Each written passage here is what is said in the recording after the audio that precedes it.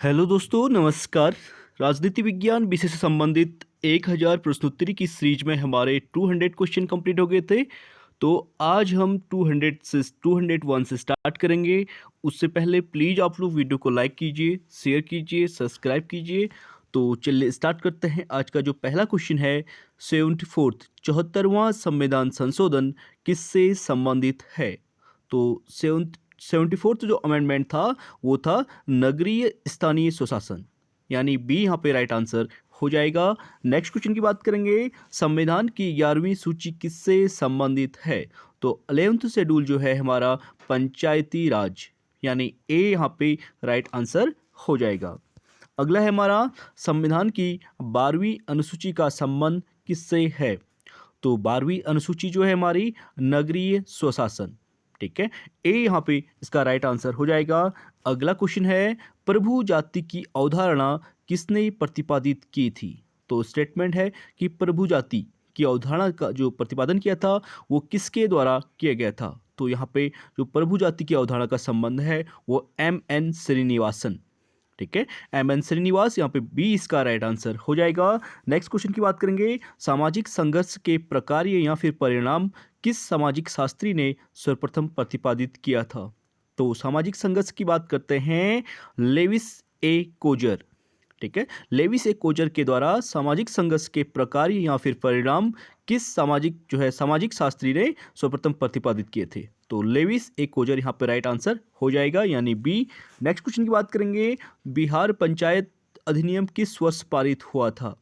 तो बिहार जो पंचायत अधिनियम पारित हुआ था वो था 1947, ठीक है, जब भारत स्वतंत्र हुआ था, यानी 1947, बी यहाँ पे राइट आंसर हो जाएगा। अगला क्वेश्चन है हमारा, बलवंत राय मेहता समिति के अनुसार जिला परिषद का कार्य है।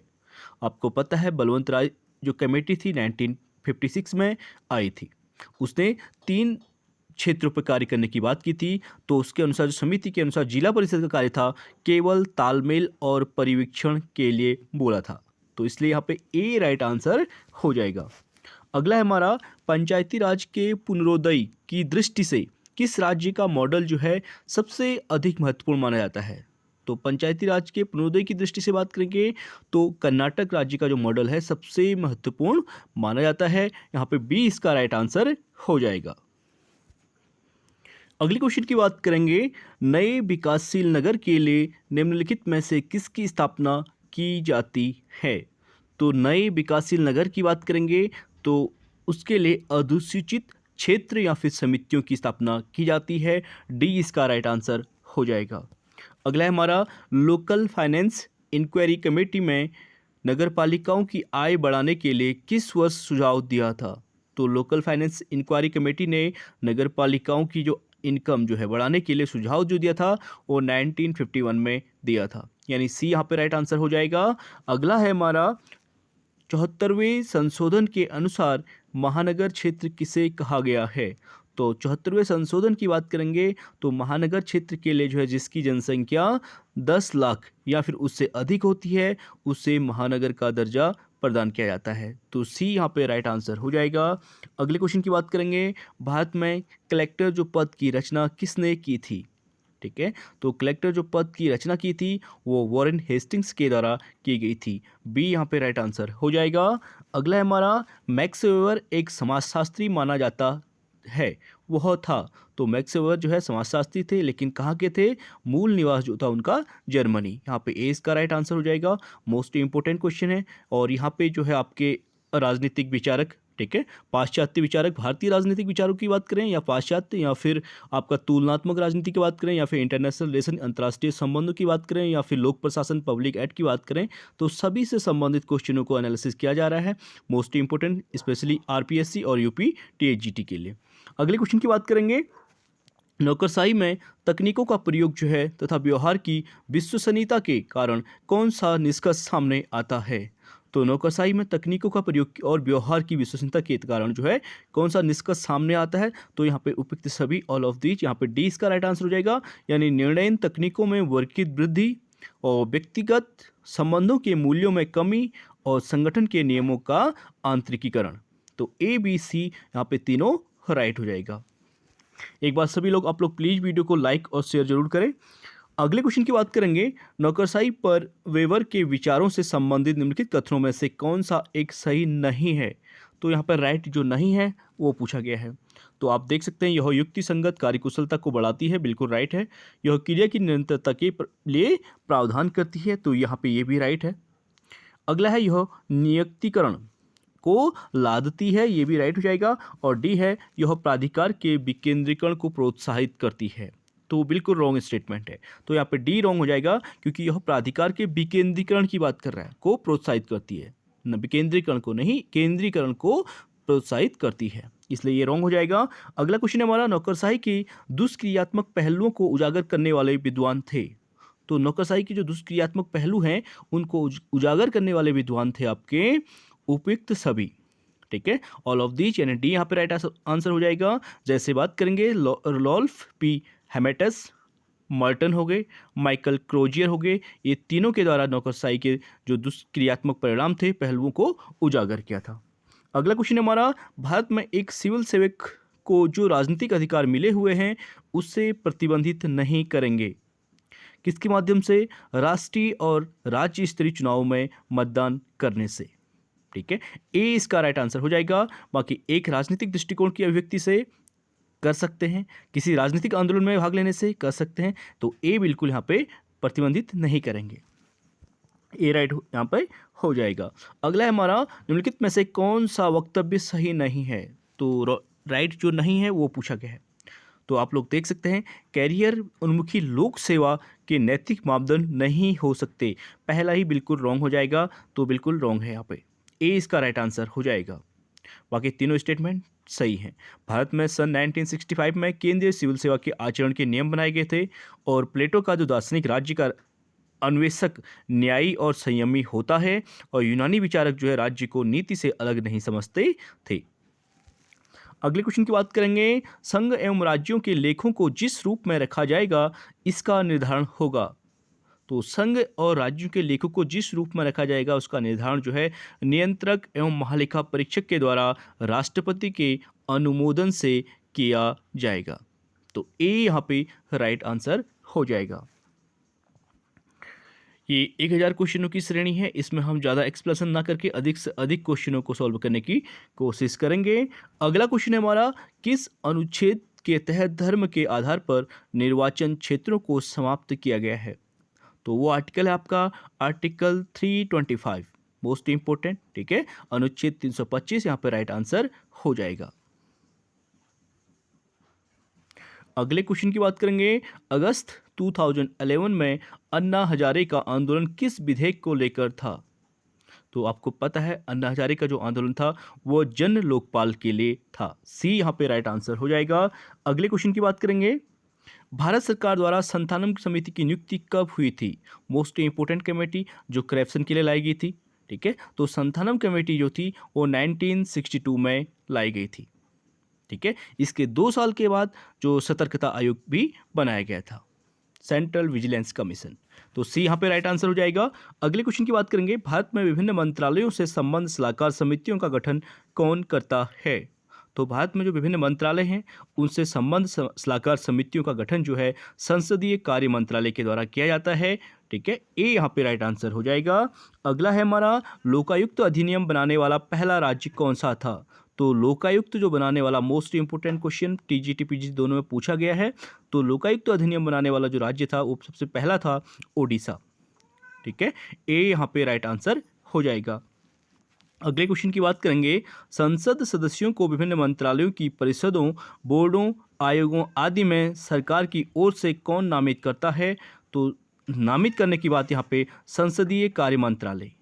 ठीक है, डी यहाँ पे राइट आंसर हो जाएगा।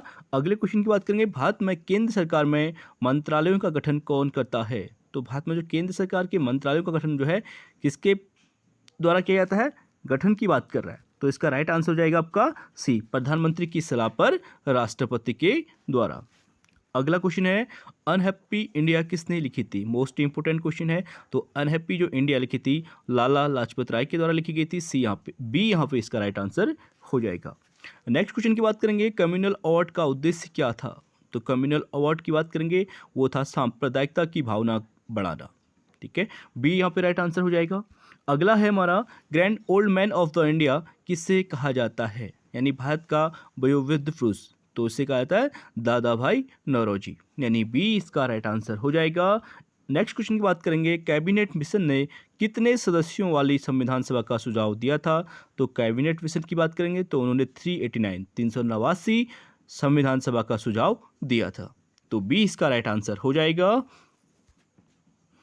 अगला क्वेश्चन है हमारा, संविधान सभा का गठन किससे निर्धारित किया गया है, तो संविधान सभा के गठन की बात करेंगे तो मिशन था आपका कैबिनेट मिशन, ठीक है, तो सी यहाँ पे राइट आंसर हो जाएगा 1946 में जो भारत आया था। अगला है हमारा, प्रारूप समिति का अध्यक्ष कौन था, तो प्रारूप समिति का जो अध्यक्ष था वो था डॉक्टर B.R. अम्बेडकर, सी इसका राइट आंसर हो जाएगा।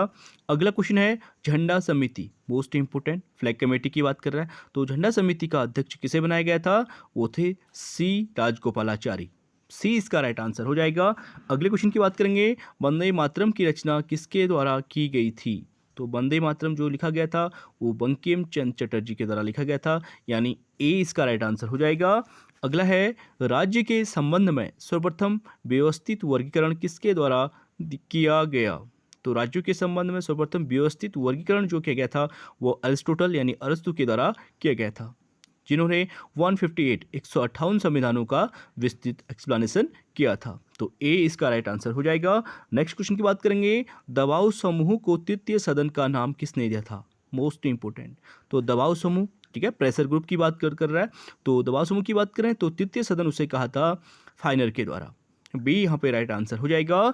अगला है हमारा, किसने इस सिद्धांत का प्रतिपादन किया कि मत देने का अधिकार सिर्फ उनको है जो कर देते हैं, यानी टैक्स देते हैं वही वोटिंग कर सकते हैं, तो ये स्टेटमेंट जो दिया गया था ये लीकॉक के द्वारा दिया गया था, बी इसका राइट आंसर हो जाएगा। मोस्ट इंपोर्टेंट क्वेश्चन है। अगले क्वेश्चन की बात करेंगे, केवल शिक्षित व्यक्तियों को मताधिकार होना चाहिए, इस विचार का प्रतिपादन किसने किया था, यानी इनका मानना था केवल जो शिक्षित लोग हैं वही वोटिंग करेंगे और बाकी नहीं, तो ये कहा गया था वुड्रो विल्सन के द्वारा, अमेरिकी राष्ट्रपति, यहाँ पे डी इसका राइट आंसर हो जाएगा, इंटरनेशनल रिलेशन से संबंधित है। अगले क्वेश्चन की बात करेंगे, किसने कहा है कि आत्मा के चक्षु को प्रकाश की तरफ घुमा देना ही शिक्षा का उद्देश्य है, तो आत्मा के चक्षु को प्रकाश की तरफ घुमा देना ही शिक्षा का उद्देश्य है, यह कथन जो है प्लेटो का है, बी इसका राइट आंसर हो जाएगा। अगला है हमारा, राज्य को सेवाधर्मी राज्य की संज्ञा किसने दी थी, तो राज्य की बात और सेवा की बात करते हैं मैकाइवर के द्वारा कहा गया था कि राज्य को सेवाधर्मी राज्य की संज्ञा, इसलिए बी इसका राइट आंसर हो जाएगा। अगला हमारा, प्रथम राजनीतिक वैज्ञानिक किसको कहा गया है, तो पहला राजनीतिक वैज्ञानिक जो है वो अरिस्टोटल यानी अरस्तु हो जाएंगे, ए इसका राइट आंसर हो जाएगा। अगला है, कौन संप्रभुता को वर्ग शक्ति मानता है, तो संप्रभुता को वर्ग शक्ति के रूप में मार्क्सवाद मानता है, ठीक है, बाकी ए इसका राइट आंसर हो जाएगा। अगला है, सामाजिक तथा राजनीतिक दो प्रकार के समझौते की बात कौन करते हैं, तो इसका राइट आंसर हो जाएगा सिडनी वेब, यानी सामाजिक और राजनीतिक दो प्रकार के समझौते की बात जो है सिडनी वेब के द्वारा की जाती है। नेक्स्ट क्वेश्चन की बात करेंगे, मातृ प्रधान सिद्धांत के प्रतिपादक कौन थे, तो मातृ प्रधान सिद्धांत जो दिया था एडवर्ड जेम्स के द्वारा दिया गया था, यानी सी यहाँ पे राइट आंसर हो जाएगा। अगला हमारा आर्थिक सिद्धांत, यानी राज्य की उत्पत्ति का कब प्रतिपादन किया गया था, तो आर्थिक सिद्धांत के रूप में वो 17वीं सदी में, ए इसका राइट आंसर हो जाएगा। अगला है हमारा, पितृ प्रधान सिद्धांत के प्रतिपादक कौन थे, तो पितृ प्रधान जो सिद्धांत है उसके प्रतिपादक हैं हेनरी मैन, डी इसका राइट आंसर हो जाएगा। अगला है हमारा, यह किसने कहा कि सामाजिक शक्ति के रूप में राज्य की आवश्यकता उस समय से अनुभव हुई जिस दिन से समाज वर्गों में विभाजित हो गया था, तो ये स्टेटमेंट जो दिया गया है ये प्रकृतिवादी विचारक यानी रूसो के द्वारा दिया गया है कि सामाजिक शक्ति के रूप में राज्य की आवश्यकता उस समय से अनुभव हुई जिस दिन से समाज क्या हुआ था, वर्गों में विभाजित हो गया था, यानी ए इसका राइट आंसर हो जाएगा। अगला है हमारा, निम्नलिखित में से कौन यह मानता है कि आधुनिक उदारवादी प्रजातांत्रिक राज्य एक औद्योगिक राज्य बन गया है, तो प्रजातांत्रिक राज्य को औद्योगिक राज्य बनाने का बात की थी किसके द्वारा, मैकफर्सन, ठीक है, बी यहाँ पे राइट आंसर हो जाएगा। अगला है हमारा, इंग्लैंड में लॉर्ड वेवरिज प्रतिवेदन ने जिस राज्य की अवधारणा को प्रकट किया था तो वह कौन सी थी, वह थी कल्याणकारी राज्य, ठीक है, डी यहाँ पे राइट आंसर हो जाएगा। अगला क्वेश्चन है हमारा, सरकार के उचित कार्यक्षेत्र का एक सामान्य सिद्धांत होना असंभव है। तो सरकार के उचित कार्यक्षेत्र का सामान्य सिद्धांत होना असंभव है, यह किसने कहा था? ये कहा था R.H. टोनी के द्वारा। डी इसका राइट आंसर हो जाएगा। आज का अंतिम क्वेश्चन है हमारा, 50 क्वेश्चन कंप्लीट होते हैं। कौन सी समाजवादी विचारधारा मानती है कि श्रम नहीं बल्कि समाज ही मूल्य का निर्माता है? तो समाज को मूल्य का निर्माता मानने वाले हैं फेबियन समाजवाद। डी इसका राइट आंसर हो जाएगा। तो चलिए फ्रेंड्स, आज के लिए इतना ही। आई होप वीडियो पसंद आई होगी। प्लीज़ वीडियो को लाइक शेयर और सब्सक्राइब जरूर कीजिए। बाकी नेक्स्ट क्लास में करेंगे। Thank you so much.